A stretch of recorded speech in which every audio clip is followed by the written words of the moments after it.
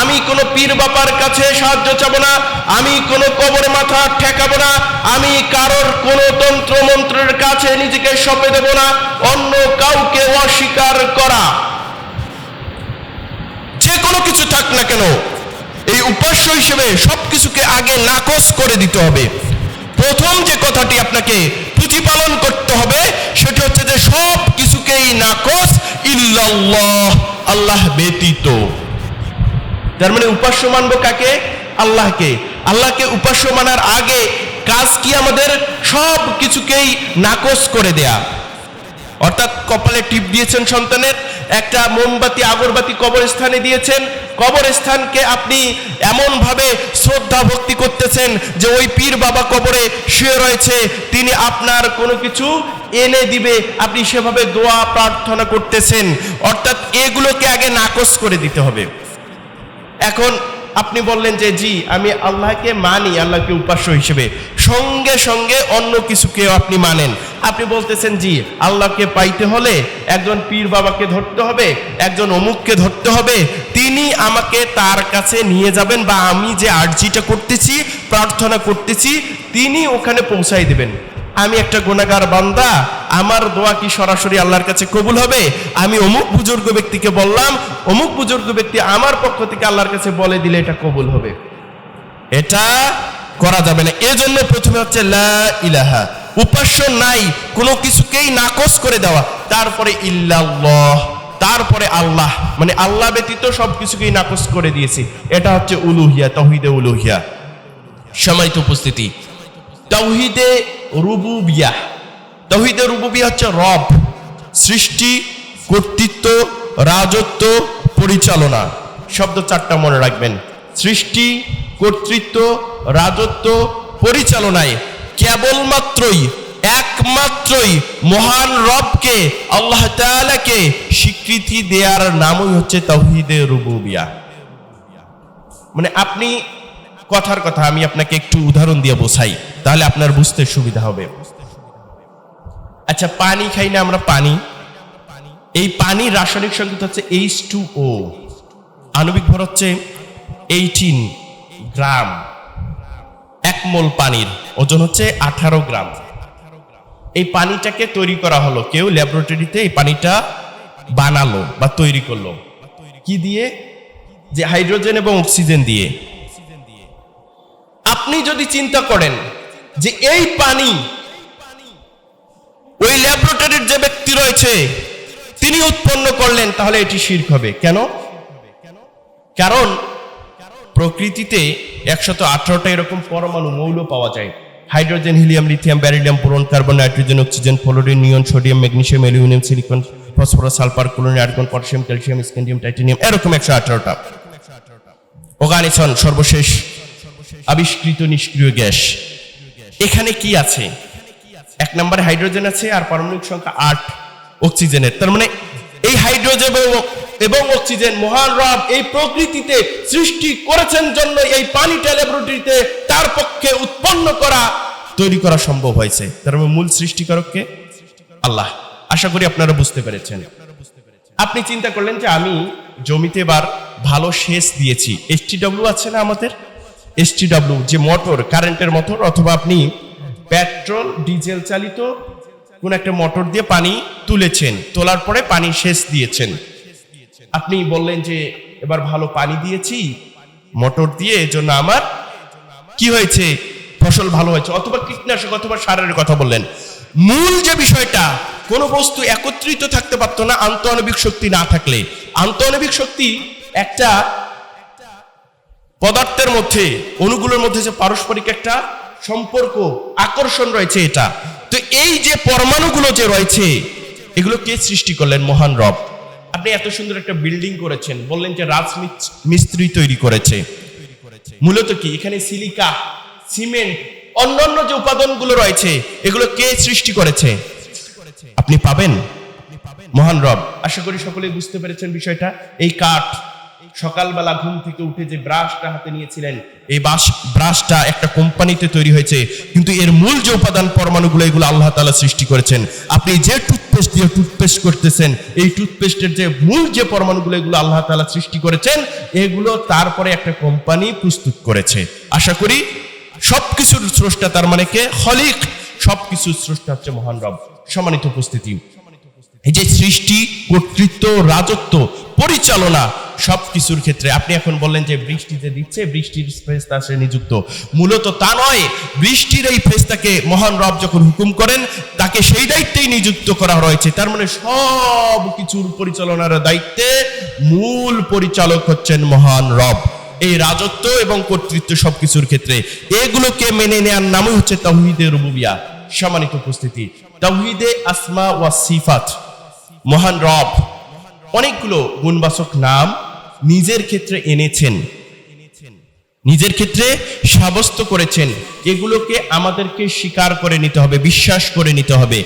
একটা হাদিসে রয়েছে যে ইন্নাল্লাহ তাআলা তিসআতান ওয়া তিসিনা ইসমান, কোন কোন ভাবে বলা হচ্ছে ইন্নাল্লাহ তাআলা মিয়াতান আসমা, মানে 100টা নাম আছে, ইল্লা ওয়াহিদান, একটা ব্যতীত, মান আহসাহা দাখালাল জান্নাহ, যে ব্যক্তি তা আত্মস্থ করবে, অর্থ সহকারে বুঝে বুঝে পড়বে, মুখস্থ রাখবে, এটার উপরে আমল করবে, দাখালাল জান্নাহ, ওই ব্যক্তি জান্নাতে প্রবেশ করবে। সুবহানাল্লাহ বলবেন না?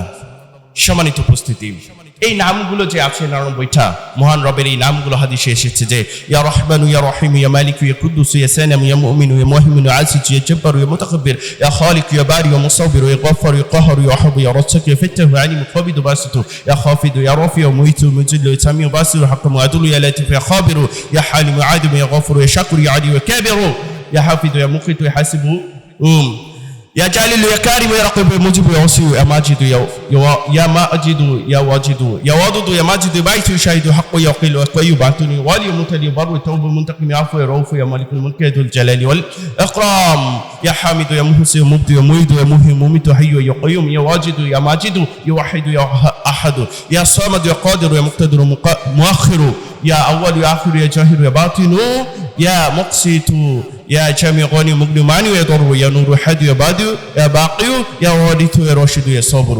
এই যে 99টা নাম রয়েছে, প্রত্যেকটা নামের ক্ষেত্রে একটা তাৎপর্য রয়েছে। যেমন আপনারা অনেকেই, আমি যেহেতু একটা ভিন্ন প্রসঙ্গে আলোচনা করব সেজন্য বলতেছি, আমি শুধু ছোট্ট করে বাংলাটা বলে দেই। একজন মহিলার গল্প শুনেছেন আপনারা, বুখারীতে হাদিসটা এসেছে, মিশকাতে হাদিসটা এসেছে যে একজন মহিলা যাচ্ছিল, পতিতা মহিলা। এই পতিতা মহিলাটা গফরাতলি ইমরাআতিন মুমিসা, এই পতিতা মহিলাকে মহান রব ক্ষমা করে দিলেন। কি জন্য ক্ষমা করে দিলেন? এই পতিতা মহিলা একটা পথ দিয়ে যাচ্ছিল, সেখানে একটা কুকুর ছিল। এই কুকুরটাকে তিনি পানি পান করিয়েছিলেন। কুকুরটা এমন ভাবে ছিল যেন পিপাসার্ত, জিহ্বা বের করে আছে, মারা যাবে ভাব। তখন তার যে ওড়নাটা রয়েছে, ওড়নাটাকে রশি বানালেন। মোজা যে ছিল, এই মোজাটাকে বালতি হিসেবে ব্যবহার করলেন। তার মানে ওটার মধ্যে দিলেন, কূপের মধ্যে ফেলার পরে মোজার মধ্যে যে পানি আসলে এটা চিবিয়ে কুকুরটাকে পান করালেন। কুকুরটা বেঁচে গেল। মহান রব এই কারণে, এর দরুন তাকে জান্নাত দিয়ে দিলেন, ক্ষমা করে দিলেন। সুবহানাল্লাহ বলবেন না?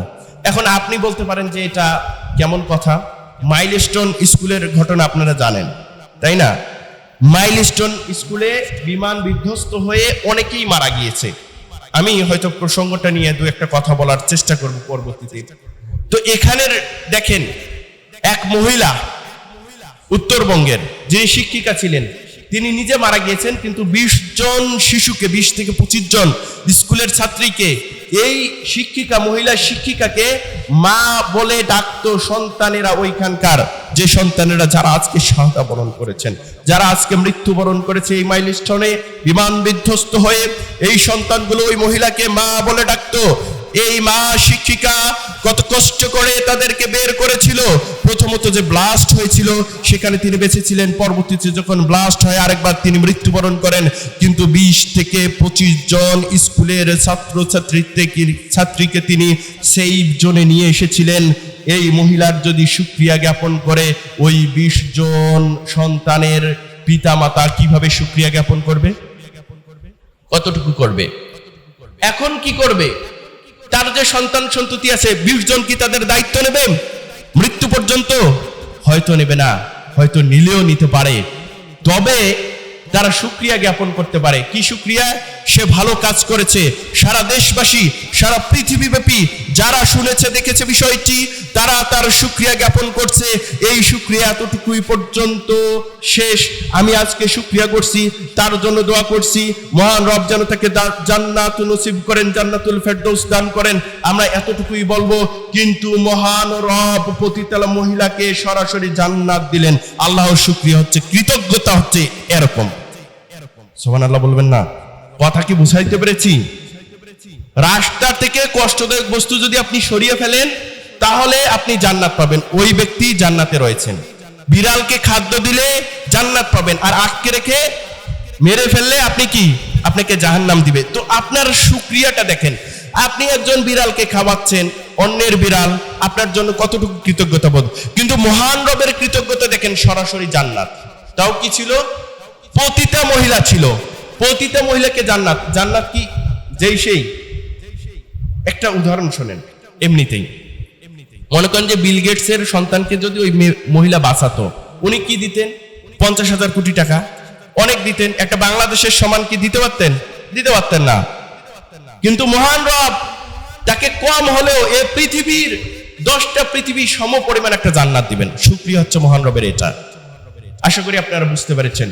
সম্মানিত উপস্থিতি, তার মানে এই যে তাওহীদে উলুহিয়া, রুবুবিয়া, আসমা ওয়াস সিফাত, এগুলোর প্রতি আমরা পরিপূর্ণভাবে বিশ্বাস যদি করি তাহলে তাওহীদকে আমরা স্বীকৃতি দেব। এর বিপরীত যে বিষয়টি হচ্ছে তা হচ্ছে শিরক। সম্মানিত উপস্থিতি, জাবের রাদিয়াল্লাহু আনহু থেকে বর্ণিত, তিনি বলেন আল্লাহ রাসূল সাল্লাল্লাহু আলাইহি ওয়াসাল্লাম বলেছেন, মিশকাতুল মাসাবির 38 নম্বর হাদিস। উক্ত হাদিসের মধ্যে আল্লাহ রাসূল সাল্লাল্লাহু আলাইহি ওয়াসাল্লাম বলেন, মান মাতা ইউশরিক বিল্লাহ দাখালান নার ওয়া মান মাতা লা ইউশরিক বিল্লাহ দাখালাল জান্নাহ। কত সুন্দর কথা। আল্লাহ রাসূল সাল্লাল্লাহু আলাইহি ওয়াসাল্লাম বললেন যে ব্যক্তি শিরক করলো কোনো কিছু আর মৃত্যুবরণ করলো, সে হচ্ছে জাহান্নামী। আর যে ব্যক্তি মৃত্যুবরণ করলো কিন্তু শিরক করলো না, সে হচ্ছে জান্নাতি, জান্নাতে প্রবেশ করবে। সুবহানাল্লাহ বলবেন না? তার মানে ক্লিয়ার যে আমি কোনো ক্ষেত্রেই যেন আমার দ্বারাই শিরক না হয়। দেখেন, মহান রব অন্যান্য সকল গুনাহ ক্ষমা করে দিবেন, কিন্তু শিরকের যে গুনাহ রয়েছে এটি ক্ষমা করে দিবেন না। হ্যাঁ, বলবেন যে ক্ষমা করবেন না। আপনি ক্ষমা না চেয়ে তওবা না করে যদি মৃত্যুবরণ করেন, তখন কিয়ামতের মাঠে আপনার ক্ষমা পাওয়ার কোনো সুযোগ নেই। কিন্তু পৃথিবীতে থাকতে আপনি যদি ক্ষমা চান, একজন হিন্দু রয়েছেন, একজন বৌদ্ধ রয়েছেন, একজন খ্রিস্টান রয়েছেন, একজন বেধর্মী রয়েছেন, তিনি যদি আল্লাহ তাআলার নিকটে তওবা করে ইসলাম গ্রহণ করেন, তাকে তো ক্ষমা করবেন। আর মুসলিমদের দ্বারা সংগঠিত যে শিরকগুলো রয়েছে, এগুলোর জন্য যদি আমরা তওবাতুন নাসিহা করি, তাহলে আমরা এই শিরক থেকে ছেড়ে দেই, আল্লাহর কাছে ওয়াদা করি আর কখনো করব না, এবং সেই অনুযায়ী মৃত্যু পর্যন্ত আমরা এটার উপরে স্টিল নাও এবং এটার উপরে স্টিল থাকি, তাহলে মহান রব আমাদেরকে ইনশাআল্লাহ তাআলা অন্য অন্য গুনাহগুলো ক্ষমা করে দেবেন। তবে হাক্কুল ইবাদ নামে যে বান্দার হক আছে, সেটা বান্দার কাছেই আপনাকে আমাকে ক্ষমা নিতে হবে। দেখেন, আনাস বিন মালিক রাদিয়াল্লাহু আনহু থেকে বর্ণিত যে হাদিসটি তিরমিজিতে রয়েছে 3540 নম্বরে, উক্ত হাদিসটি মিশকাতুল মাসাবিতে 2336 নম্বরে রয়েছে। তিনি বলেন, আল্লাহ রাসূল সাল্লাল্লাহু আলাইহি সাল্লাম বলেছেন, আর আল্লাহ রাসূল সাল্লাল্লাহু আলাইহি সাল্লাম বলেন, ক্বালাল্লাহু তাআলা, আল্লাহ তাআলা বলেছেন। যে হাদিসে আল্লাহ তাআলা বলেছেন এটি উল্লেখ থাকে, এটি হচ্ছে হাদিসে কুদসি, অর্থাৎ আল্লাহ তাআলার কথা যেটা রাসূল সাল্লাল্লাহু আলাইহি সাল্লাম ব্যক্ত করেছেন, যা কোরআনে নেই। তার মানে এটার প্রায়োরিটি অনেক বেশি। আল্লাহ তাআলা বলেন যে, ইয়া ইবনে আদম ইন্নাকা মা দাউতনি ওয়া রাজাউতনি গফারতু লাকা আদামা কানা মিনকা ওয়া লা উবালি। হে আদম সন্তান, তুমি যদি আমাকে ডাকো, আমার কাছে ক্ষমার আশা রাখো। হে আদম সন্তান, তুমি যদি আমাকে ডাকো, আমার কাছে ক্ষমার আশা রাখো। তোমার অবস্থা যাই হোক না কেন, আমি তোমাকে ক্ষমা করে দেব, আমি কারোর পরোয়া করি না। মহান রব আবার বললেন, ইয়া ইবনে আদম লাউ বালাগাত যুনুবাকা আনাস সামাই সুম্মা ইস্তাগফারতানি গফারতু লাকা ওয়া লা উবালি। হে আদম সন্তান, তুমি যদি পাপ করেছো, পাপ করেছো, পাপ করেছো, পাপ করতে করতে করতে করতে তোমার পাপটা আসমান পর্যন্ত পৌঁছে গেছে, অতঃপর তুমি আমার কাছে ক্ষমা চাচ্ছ, আমি তোমাকে ক্ষমা করে দেব, আমি কারোর পরোয়া করি না। মহান রব বললেন, আবার বললেন, ইয়া ইবনা আদমা লাউ আতাইতানি বিকরাবিল আরদি খতায়া সুম্মা লাকিতানি লা তুশরিক বি শাইআন লা আতাইতুকা বিকরাবিহা মাগফিরা। আল্লাহু আকবার। মহান রব বললেন যে, হে আদম সন্তান, তুমি যদি আমার নিকটে আসো পৃথিবী সম পরিমাণ পাপ নিয়ে, আগে বলা হচ্ছে যে আসমান পর্যন্ত যদি পৌঁছে যায় আর আমার নিকটে ক্ষমা চাও, আমি তোমাকে ক্ষমা করে দেব।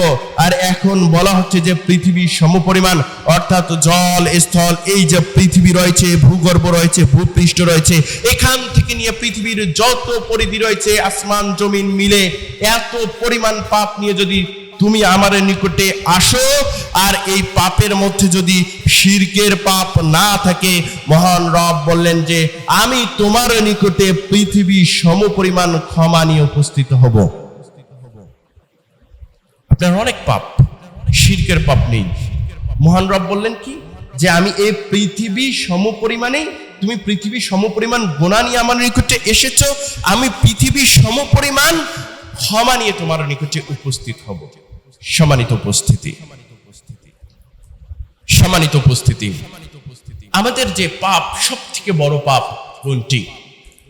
আব্দুল্লাহ ইবনে মাসউদ রাদিয়াল্লাহু আনহু থেকে বর্ণিত, যে হাদিসটি আপনারা পেয়ে যাবেন বুখারীতে 6861 নম্বরে, সহিহুল মুসলিমের 86 নম্বরে, উক্ত হাদিসটি আবু দাউদে রয়েছে 2310 নম্বরে, নাসাইতে রয়েছে 4013 নম্বরে, তিরমিজিতে রয়েছে 3182 নম্বরে, মিশকাতুল মাসাবিতে রয়েছে 49 নম্বরে। আব্দুল্লাহ ইবনে মাসউদ রাদিয়াল্লাহু আনহু তিনি বলেন, একজন ব্যক্তি আল্লাহ রাসূল সাল্লাল্লাহু আলাইহি সাল্লামকে বললেন, ইয়া রাসূলুল্লাহ, হে আল্লাহ রাসূল সাল্লাল্লাহু আলাইহি ওয়াসাল্লাম। আচ্ছা, আমি এখানে একটু স্কিপ করে একটা কথা বলি। আপনারা জানেন তো যে যখন আল্লাহ রাসূল সাল্লাল্লাহু আলাইহি সাল্লামের নাম নেওয়া হয়, তখন সঙ্গে সঙ্গে সাল্লাল্লাহু আলাইহি সাল্লাম বলতে হয়। যদি না বলা হয় তাহলে কি সে আল্লাহ তাআলার রহমত থেকে বঞ্চিত হোক। এ ব্যাপারে জিবরাইল আমিন আল্লাহ রাসূল সাল্লাল্লাহু আলাইহি সাল্লামকে বলেছিলেন, তখন আল্লাহ রাসূল সাল্লাল্লাহু আলাইহি সাল্লাম বলেছিলেন আমিন, অর্থাৎ বল ক্বালা রাসূলুল্লাহি সাল্লাল্লাহু আলাইহি সাল্লাম। মাশাআল্লাহ, এটা যে কোনো সময় আমরা আমল করব। সম্মানিত উপস্থিতি, এই যে এখানে বলা হচ্ছে যে একজন ব্যক্তি আল্লাহ রাসূল সাল্লাল্লাহু আলাইহি সাল্লামের নিকটে গেলেন, গিয়ে বললেন যে ইয়া রাসূলুল্লাহ, হে আল্লাহ রাসূল, আইয়ু জামবি আকবারু ইনদাল্লাহ, সবথেকে আকবার ইসমে তাবদীলে সিগা, কাবীরুন মানে বড়, এই যে সবথেকে বড় গুনাহ পাপ মহান রবের নিকটে কোনটি? তখন আল্লাহ রাসূল সাল্লাল্লাহু আলাইহি সাল্লাম বলেন যে আন তাদউ লিল্লাহি নিদান ওয়া হুয়া খালাকাক, তুমি অন্য কাউকে রব হিসেবে, ইলাহ হিসেবে, প্রভু হিসেবে সাব্যস্ত করা আল্লাহ ব্যতীত, অথচ আল্লাহ তাআলা তোমাকে সৃষ্টি করেছে। এটি হচ্ছে সবথেকে বড় পাপ, অর্থাৎ শিরকের পাপ। তারপরে আবার বলা হয়েছে যে আল্লাহ রাসূল সাল্লাল্লাহু আলাইহি সাল্লাম, তারপরে কোন পাপটি বড়? তখন আল্লাহ রাসূল সাল্লাল্লাহু আলাইহি সাল্লাম বলেছিলেন যে আন তাকতুলা ওয়ালাদাকা মাখাফাতা আন ইয়াতাআমা মাআক, তারপরের পাপটি হচ্ছে সন্তান সন্ততি তোমার সঙ্গে খাবে,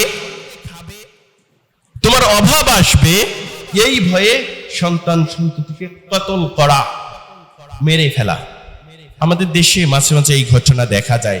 সংসারে অভাব, স্বামীকে কোনো একটা নিয়ে আসতে বলেছে, আনতে পারেনি, মা সন্তান সহ নিজে জবাই হয়েছে, মৃত্যুবরণ করেছে, সন্তানকে জবাই করেছে এবং পরিবার সহ মৃত্যুবরণ করেছে। কিসের জন্য?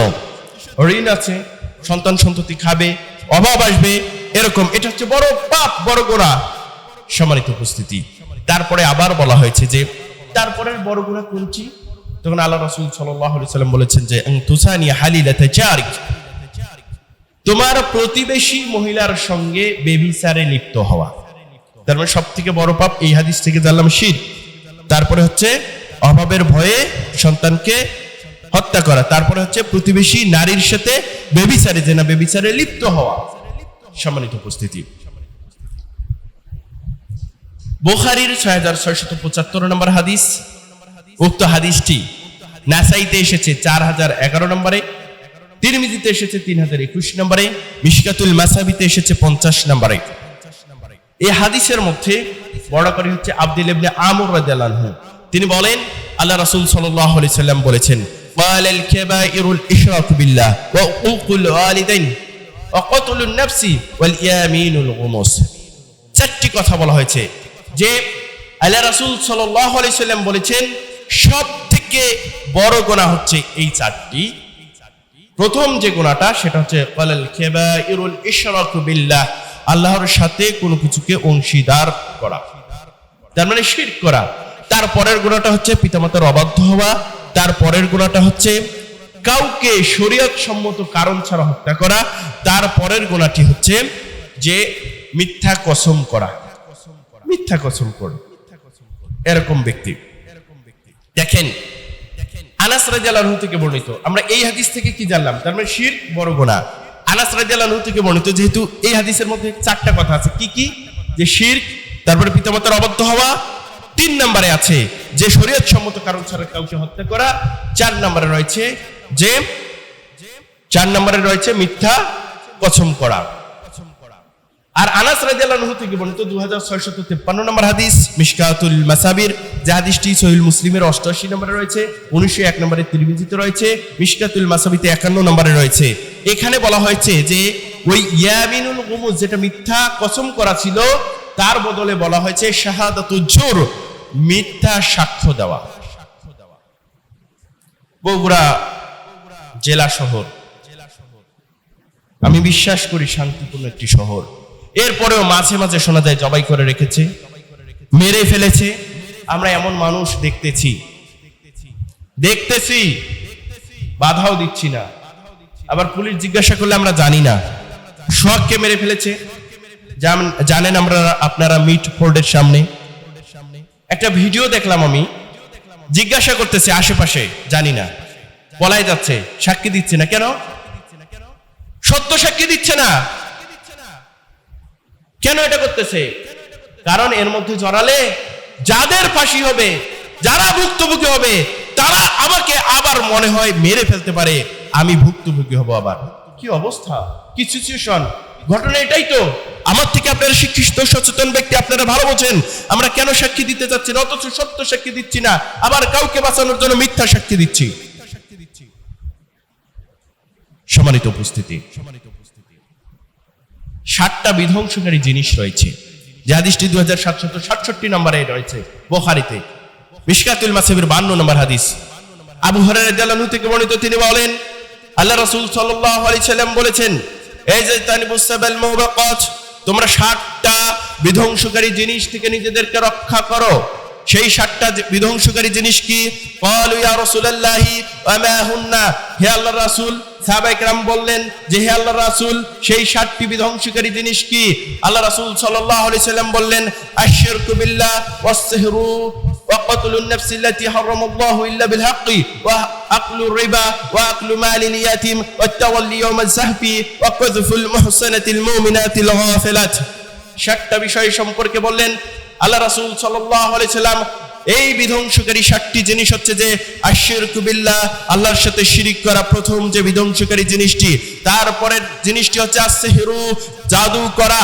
তারপরের যে 3 নম্বর যে বিষয়টি রয়েছে শরীয়ত সম্মত কারণ ছাড়া কাউকে হত্যা করা। 4 নম্বর যে বিষয়টি রয়েছে সুদ খাওয়া। 5 নম্বরে যে বিষয়টি রয়েছে ইয়াতীমের মাল ভক্ষণ করা। 6 নম্বর যে বিষয়টি রয়েছে যুদ্ধের ময়দান থেকে পলায়ন করা।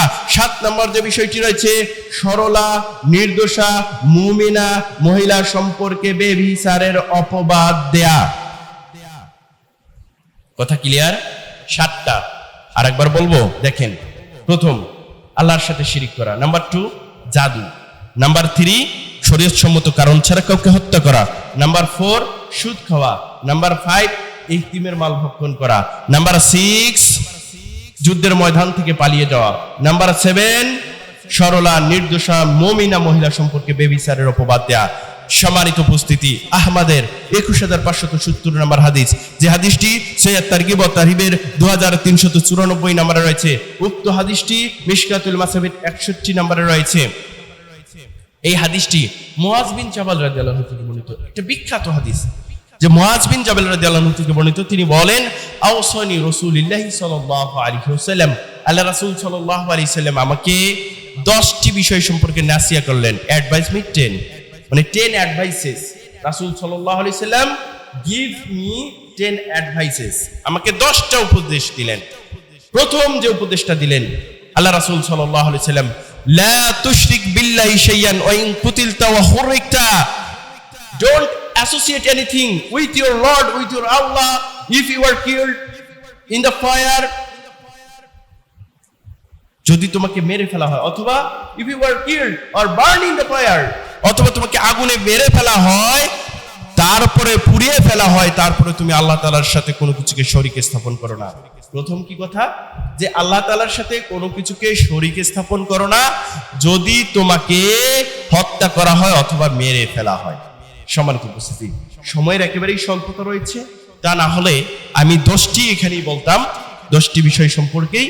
তবে মনে রাখবেন, প্রথম যে কথাটা বললেন আল্লাহ রাসূল সাল্লাল্লাহু আলাইহি সাল্লাম, সেই প্রথম কথাটি হচ্ছে শিরক। শিরক করা যাবে না। কেমন সেটা?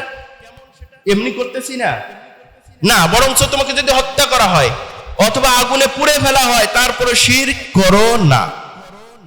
সম্মানিত উপস্থিতি, শিরক সম্পর্কে আমরা অনেক বিষয় আছে, যে বিষয়গুলো সম্পর্কে ইখতিলাফ রয়েছে। যেমন তাবিজের ব্যাপারে একটা কথা আছে, যে তাবিজ আর তামিমা ভিন্ন কথা, ইখতিলাফ করে অনেকেই, এবং সাহাবায়ে কেরামও কখনো এগুলো ব্যবহার করেননি। যেমন আপনারা বুঝবেন যে 16763 নম্বর হাদিস আহমদের, উকবা ইবনে আমির রাদিয়াল্লাহু আনহু থেকে বর্ণিত, ইয়াকুলু সামিতু রাসূলুল্লাহি সাল্লাল্লাহু আলাইহি সাল্লাম ইয়াকুল, উকবা ইবনে আমির রাদিয়াল্লাহু আনহু তিনি বলেন, আল্লাহ রাসূল সাল্লাল্লাহু আলাইহি ওয়াসাল্লাম থেকে আমি শ্রবণ করেছি, আল্লাহ রাসূল সাল্লাল্লাহু আলাইহি সাল্লাম বলেছেন, মান তাআল্লাকা তামিমাতান ফালা আতামাল্লাহু লাহু, মান তাআল্লাকা তামিমাতান ফালা আতামাল্লাহু লাহু, যে ব্যক্তি এই তামিমা, তাবিজ এগুলো ব্যবহার করবে, আল্লাহ তাআলা তাদেরকে পূর্ণাঙ্গ করবেন না। আর ওমান তাআল্লাকা ওয়াদাআতান ফালা ওয়াদাআল্লাহু লাহু, যে ব্যক্তি কড়ি ব্যবহার করবে, আল্লাহ তাআলা তাকে মঙ্গল দান করবেন না। তাহলে একটা পূর্ণতা দান করবেন না, আর একটা মঙ্গল দান করবেন না। দেখেন, যারা এই তাবিজ ব্যবহার এগুলো নিয়ে আসতেন, সেক্ষেত্রে আল্লাহ রাসূল সাল্লাল্লাহু আলাইহি সাল্লাম কি করতেন? উকবা ইবনে আমির আল জুহানি রাদিয়াল্লাহু আনহু থেকে বর্ণিত, আন্না রাসূলুল্লাহ সাল্লাল্লাহু আলাইহি ওয়াসাল্লাম আকবালা রাহাতুন ইলাইহি ফাবায়াআ তিসআতান আমসাকান ওয়াহিদান, ক্বালু ইয়া রাসূলুল্লাহ বায়াআতা তিসআতান ওয়া তারাকতা হাদা, ক্বালা নবী সাল্লাল্লাহু আলাইহি ওয়াসাল্লাম, ইন্না আলাইহি তামিমাতান। সম্মানিত উপস্থিতি, দেখেন, একটা দল, 10 জনের একটা দল আল্লাহ রাসূল সাল্লাল্লাহু আলাইহি সাল্লামের নিকটে আসলেন। এসে আল্লাহ রাসূল সাল্লাল্লাহু আলাইহি সাল্লামকে নিকটে যখন আসলেন বায়াত গ্রহণ করার জন্য, আল্লাহ রাসূল সাল্লাল্লাহু আলাইহি সাল্লাম 9 জনকে বায়াত করালেন। ওয়ামসাকা ওয়াহিদিন, একজনকে ছেড়ে দিলেন। ক্বালু, তখন সাহাবায়ে কেরাম বললেন যে, ইয়া রাসূলুল্লাহ বায়াতা তিসআতান ওয়া তারাকতা হাদা, 9 জনকে বায়াত করালেন, আর একজনকে কেন ছেড়ে দিলেন? তখন আল্লাহ রাসূল সাল্লাল্লাহু আলাইহি সাল্লাম বললেন যে, ইন্না আলাইহি তামিমা, নিশ্চয়ই তার নিকটে তাবিজ তামিমা এগুলো রয়েছে। তখন আল্লাহ রাসূল সাল্লাল্লাহু আলাইহি সাল্লাম কি করলেন? দেখেন, ফাদাখালা ইয়াদাহু ফাকাতাআহা ফাবায়াহু ওয়া ক্বালা মান আল্লাকা তামিমা ফাকাদ আশরাকা। আল্লাহ রাসূল সাল্লাল্লাহু আলাইহি সাল্লাম নিজের হাতটা ঢোকালেন, গলার মধ্যে থাকে না, সেখানে ঢোকালেন, ঢুকিয়ে সেটাকে ছিঁড়ে ফেললেন, অতঃপর তাকে বায়াত করালেন। আল্লাহর রাসূল সাল্লাল্লাহু আলাইহি সাল্লামকে যদি আপনি পীর মানেন, মুরব্বি মানেন, পণ্ডিত মানেন, শরীয়তের প্রণয়নকারী মানেন, তিনি তাবিজকে ছিঁড়ে ফেলে তারপর বায়াত করালেন। আর আপনি আপনার মুরিদকে তাবিজ দিয়ে বায়াত করান, আপনি আপনার মুরিদকে তাবিজ নেয়ার ব্যাপারে উৎসাহ প্রদান করেন, অনুপ্রাণিত করেন, নিজে তাবিজের ব্যবসা করেন। হে পীর, আপনি মনে রাখুন, আপনি পীর হওয়ার কখনোই যোগ্যতা রাখেন না। আপনার এগুলো ভণ্ডামি, ভণ্ডামি, ভণ্ডামি। সম্মানিত উপস্থিতি, যে কথা বলতেছিলাম, তার মানে এগুলো ইসলামে নাই। হ্যাঁ, রুকিয়া আছে, ঝাড়ফুঁক আছে কোরআন এবং হাদিস দ্বারা, কিন্তু যদি কেউ এই রুকিয়া খারাপ কাজের উদ্দেশ্যে করে না, যে একটা ছেলে একটা মেয়েকে পেতে চায়, করে না, যে অমুকের মেয়েকে পলায় নিয়ে আসবে, অমুকের ক্ষতি সাধন করবে, এটা করবে ওটা করবে, এরকমও যদি ঝাড়ফুঁক করে, তেল পোড়া দেয়, ইয়া করে, কখনোই জায়েজ নয়। ইন্না রুকা ওয়া তামাইমা ওয়া তাওয়াল্লাতা শিরকুন, এজন্য এই কথা বলা হচ্ছে 4552 নম্বর মিশকাতুল মাসাবির হাদিস। ইন্নার রুকা ওয়া তামাইমা ওয়া তাওয়াল্লাতা শিরকুন, নিশ্চয়ই ঝাড়ফুঁক যেগুলো, এই তাবিজ জাতীয় বেল্ট এগুলো ব্যবহার করা হয়, এই যে ঝাড়ফুঁক, ভালোবাসা প্রণয়নকারী যেগুলো ফু দেওয়া হয়, কৌশল অবলম্বন করা, সবকিছুকেই শিরক বলা হয়েছে। এইটা রুকিয়া কি? যে খারাপ কাজের জন্য যে রুকিয়া, এটা শিরক। জায়েজ কাজের জন্য, ভালো কাজের জন্য যেটা রুকিয়া করবেন সেটা জায়েজ আছে আপনার জন্য। সম্মানিত উপস্থিতি, শুধু এতটুকু নয়, আমরা কি করি জানেন? একটা দল, আমি আপনাদেরকে বলতেছি, হলফ করে বলতেছি, অনেকে বলে যে কোরআন আয়াত দিয়ে দিলে জায়েজ হবে। যে বিষয়ের মধ্যে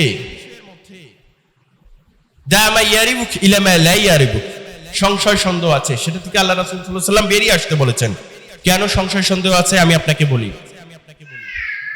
যারা এই তাবিজ নেয়, এখানে কয়েকটা শর্ত আমি বলতেছি, কথার কথা, এটা আমি একেবারেই নাকচ করে দিই, একেবারেই নাজায়েজ বলি, তার অনেকগুলো কারণ আছে। ইসলামী আলোচনার আলোচকের প্রধান আলোচক থাকেন, উনি তাবিজ দেন, আমি দেখেছি। কোন বক্তা? প্রধান বক্তা। উনি কি নামে লেখা আছে কোরআনের হাফেজ, দাওরাই হাদিস, আবার এগুলো করেন, ঝাড়ফুঁক করেন, ইসলামী মাহফিল করেন। একদিন তাবিজ লিখতেছেন, আমি গেছি কোনো কারণে ওনার কাছে, দেখতেছি একটা লাল কালি দিয়ে জাফরানের কালি কি কি আছে, 4 কোনায় লেখছে কারুনো, হামানো, ফেরাউনো, এরকম করে লেখছে নামগুলো, আবার কি কি কি কি নকশা লেখছে, মানে যতগুলো কাগজ দেখলাম সবগুলা। উনি কিন্তু কোরআনের হাফেজ, উনি কিন্তু দাওরাই হাদিস, উনি কিন্তু হচ্ছে যে ওয়াজ মাহফিলের প্রধান বক্তা থাকেন, উনি কিন্তু স্টিল নাও মসজিদের খতিব। তো এই ব্যক্তির দ্বারা যদি এটা সম্ভব হয়, আর যার কোনো বিদ্যা বুদ্ধি নাই, সে কিভাবে তাবিজ দেয়? বুঝাইতে পারি নাই মনে হয় আমি। এবং এটা ছাড়া যে ব্যক্তিটা নিচ্ছে, সে কি কখনো এই তাবিজটা খুলে দেখছে যে এর ভিতরে কি লেখা আছে? এর ভিতরে সংশয় ঢুকে গেছে। আপনি 5 জনকে আমি চ্যালেঞ্জ করলাম, 5 জন ব্যক্তির গলা থেকে যাদের গলায় এই তাবিজ আছে আপনি দেন, ওখানে কোরআন আয়াত নাই, সবগুলো উল্টোপাল্টা লেখা আছে, আর আপনি ওটাকে তাবিজ বলতেছেন। আপনার কি হুঁশ নাই? আপনার কি জ্ঞান নাই? আপনি কি বোঝেন না? আপনার কি হিতাহিত জ্ঞান আপনি একেবারে ধুয়ে মুছে সব খেয়ে ফেলেছেন? আপনি একদিন পরীক্ষা করেন না, 5 জন লোকরে আনেন, যে তার মধ্যে কি লেখা আছে আপনি নিজে দেখেন। এটা কখনো জায়েজ হতে পারে না। আরো তো কারণ আছে অনেকগুলা। এই যে এটা নিয়ে আপনি তাবিজ, মনে করেন পুরুষ অথবা মহিলা, কথার কথা বলতেছি, বিবাহ শাদী করে নাই, স্ত্রী পুরুষের যে বৈবাহিক সম্পর্ক আছে এটা স্থাপন করে না, তো কোরআন আয়াত ওইভাবে নিয়ে প্রসাব পায়খানা লাগে না, অপরিচ্ছন্ন অপবিত্র স্থানে যায় না, কতগুলো কারণ বলবো আমি। অতএব এটা চলবে না। সম্মানিত উপস্থিতি, ঝাড়ফুঁক করেন আপনি। আল্লাহ রাসূল সাল্লাল্লাহু আলাইহি সাল্লামের এত সমস্যা, উনি তো ঝাড়ফুঁক করেছেন। তিনি সূরা ফালাক, নাস, ইখলাস দিয়ে ঝাড়ফুঁক করেন। সম্মানিত উপস্থিতি, দেখেন আসমা রাদিয়াল্লাহু আনহা থেকে বর্ণিত 4595 নম্বর মিশকাতুল মাসাবির হাদিস, তিনি বলেন, আল্লাহ রাসূল সাল্লাল্লাহু আলাইহি সাল্লাম বলেছেন, মান আতা আররাফান, যে ব্যক্তি আররাফান কোন গণক জ্যোতির্বিদের নিকটে যাবে, ফাসআলাহু আন শাইইন, কোন কিছু জিজ্ঞাসা করবে, লাম তুকবাল লাহু সালাতুন 40 লাইলা, ওই ব্যক্তির 40 রাত পর্যন্ত কোন ইবাদত কবুল হবে না। লাম তুকবাল লাহু সালাতুন, সালাতই হবে না তার। কি করছে বলেন তো দেখি? একজন জ্যোতির্বিদের কাছে গেছে, গিয়ে বলছে আমার 10,000 টাকা হারাই গেছে, এই 10,000 টাকা আমি কেমনে পাবো? সে কোন রকম তেল দিচ্ছে, এটা করতেছে ওটা করতেছে, সে তো বলবেই, ভংসং কত কিছু বলবেই, কিছু টাকা তো নেবেই। সন্তান হারিয়ে গেছে, আরো অনেক এটসেট্রা এটসেট্রা। কি করে না এগুলো? স্বর্ণ হারিয়ে গেছে, কানের দুল, নাকের ফুল, গলার চেন, হার, এগুলো হারিয়ে গেছে। এরা চোখের মধ্যে তেল পড়া দেবে আর এটা করবে। শুধু আপনি তো গেছেন, কোনো কিছু জিজ্ঞাসা করছেন, আপনার 40 দিন আর এই সালাত কবুল হবে না। বুঝাইতে পারছি? আপনার উনি কি বলবে এরপরে এটা শোনার দরকার নেই, আপনি শুধু জিজ্ঞাসা করছেন। আর যদি আপনি বিশ্বাস করেন, আবু হুরায়রা রাদিয়াল্লাহু আনহু থেকে বর্ণিত আহমদের 2য় খণ্ডে 429 পৃষ্ঠার হাদিস, তিনি বলেন আল্লাহ রাসূল সাল্লাল্লাহু আলাইহি সাল্লাম বলেছেন, মান আতা আররাফান আও কাহিনান, যে ব্যক্তি কোন জ্যোতির্বিদের কাছে যাবে অথবা গণকের কাছে যাবে, ফাসাদ্দাকাহু বিমা ইয়াকুলু, আর এটা বিশ্বাস করে নেয় যা সে বলেছে, ফাকাদ কাফারা বিমা উনজিলা আলা মুহাম্মাদিন সাল্লাল্লাহু আলাইহি ওয়াসাল্লাম, তাহলে সে অস্বীকার করলো মুহাম্মদ সাল্লাল্লাহু আলাইহি সাল্লামের উপরে যে আনীত বিধান শরীয়ত এসেছে তার উপরে সে অস্বীকার করলো। ফাকাদ কাফারা বিমা উনজিলা, ফাকাদ কাফারা, অতঃপর সে কাফের হয়ে গেল, অস্বীকার করলো বিমা যা উনজিলা, অবতীর্ণ হয়েছে আলা মুহাম্মাদিন সাল্লাল্লাহু আলাইহি সাল্লাম, মুহাম্মদ সাল্লাল্লাহু আলাইহি সাল্লামের উপরে। আমি কি বুঝাইতে পারছি আপনাদেরকে? আমাদের মধ্যে মনে হয় লোক নাই, আছে এরকম লোক। টাকা হারাইলে, এই যে স্বর্ণের চেন একটা হারিয়েছে 1.5 লাখ টাকা দাম, একটা হার হারিয়েছে, 1.5 ভরি স্বর্ণ আছে, তার দাম তো অনেক টাকা, 1.5 লাখ টাকার উপরে। তখন আর মন মানে না, অমুকে এসে ফুসলায়, তমুকে এসে ফুসলায়। আরে ওই তো শয়তান এসে আপনাকে ফুসলাচ্ছে যে অমুকে গণক আছে, জ্যোতির্বিদ আছে, গেলে পাওয়া যাবে। সম্মানিত উপস্থিতি, যতটুকু বলেছি, আমার মা বোনদের যদি এই অভ্যাসগুলো থাকে, কিছু কথা আগেই বলেছি, যে জিনিসগুলো থেকে আল্লাহ তাআলা আমাদেরকে বিরত থাকার জন্য তৌফিক দান করেন এবং আমরাও যেন চেষ্টা করি। সুবহানাকা আল্লাহুম্মা ওয়া বিহামদিক, আশহাদু আল্লা ইলাহা ইল্লা আনতা, আস্তাগফিরুকা ওয়া আতুবু ইন ওয়া আলিহি ওয়া সাহবিহি আজমাইন। ربنا آتنا في الدنيا حسنة وفي الآخرة حسنة وقنا عذاب النار. ربنا ظلمنا أنفسنا وإن لم تغفر لنا وترحمنا لنكونن من الخاسرين. اللهم إني أعوذ بك من الهم والحزن والعجز والكسل والجبن والبخل وضلاء الدين وغلبة الرجال. হে আল্লাহ, আমরা আপনার কাছে আশ্রয় প্রার্থনা করছি দুশ্চিন্তা ও দুঃখ বেদনা হতে, অক্ষমতা ও অলসতা হতে, ভীরুতা ও কৃপণতা হতে, লোকের জবরদস্তি হতে এবং ঋণের বোঝা হতে। আল্লাহুম্মা আমিন। আল্লাহুম্মা আদখিলনিল জান্নাহ ওয়াজরিনি মিনান নার। اللهم ادخلني الجنة واجرني من النار. اللهم ادخلني الجنة واجرني من النار. হে মহান রব, তুমি আমাদেরকে জান্নাতে প্রবেশ করাও এবং জাহান্নামের আগুন থেকে বাঁচাও। যে ব্যক্তি দিনে 3 বার বলে, হে আল্লাহ তুমি আমাকে জান্নাতে প্রবেশ করাও, যখন জান্নাত মহান রবকে বলে, হে মহান রব তোমার অমুক বান্দা জান্নাতে প্রবেশ করতে চায়, মহান রব থেকে জান্নাতে দিয়ে দেন। এবং যে ব্যক্তি বলে জাহান্নাম থেকে দিনে 3 বার পানাহা চায়, জাহান্নাম মহান রবকে বলেন, হে মহান রব তোমার অমুক বান্দা জাহান্নাম থেকে বাঁচতে চায়, আল্লাহ বলেন আমি থেকে জাহান্নাম থেকে বাঁচিয়ে দিলাম। আল্লাহুম্মা আদখিলনিল জান্নাহ ওয়াজরিনি মিনান নার। রব্বিরহামহুমা কামা রাব্বায়ানি সগীরা। রব্বিরহামহুমা কামা রাব্বায়ানি সগীরা। হে মহান রব, এখানে অনেক মুরব্বিজন আছে যারা এখনো মা ছড়াতে বালিশটি কান্নায় ভিজিয়ে ফেলে। যখন মায়ের কথা মনে হয়, জনম দুঃখিনী মা কত কষ্ট করে আমাদেরকে বড় করেছেন, নিজে না খাইয়ে আমাদেরকে খাইয়েছেন, যে মা, সেই মা আজ কি অবস্থায় আছে মহান রব জানি না, তুমি তার কবরখানাকে জান্নাতুল ফেরদৌস বানিয়ে দাও। হে মহান রব, অনেকের পিতা মৃত্যুবরণ করেছে, যে ভাইটি বলে আমাকে বট বৃক্ষের মতো ছায়া দেবার মতো কেউ নেই, এটা বুঝতে বাকি থাকে না, সেই ভাই তার এই পৃথিবী থেকে তার পিতাকে হারিয়ে ফেলেছেন। হে মহান রব, সেই পিতার কবরখানাকে তুমি জান্নাতুল ফেরদৌস বানিয়ে দাও।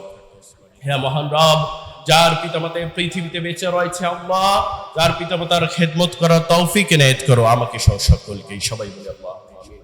হে আল্লাহ, আমাদের মধ্যে অনেকে আছেন যে অসুস্থ রয়েছেন।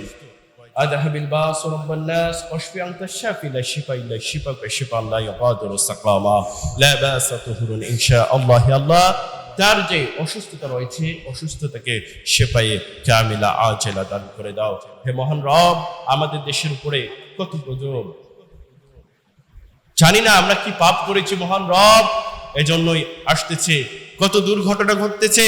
মাইলস্টোন স্কুলের কতজন শিশু শহীদ হয়ে গেল, কতজন শিক্ষক শিক্ষিকা মৃত্যুবরণ করলো, যারা ইমানের উপর মৃত্যুবরণ করেছে, মহান রব তাদের কবরখানাকে তুমি জান্নাতুল ফেরদৌস বানিয়ে দাও।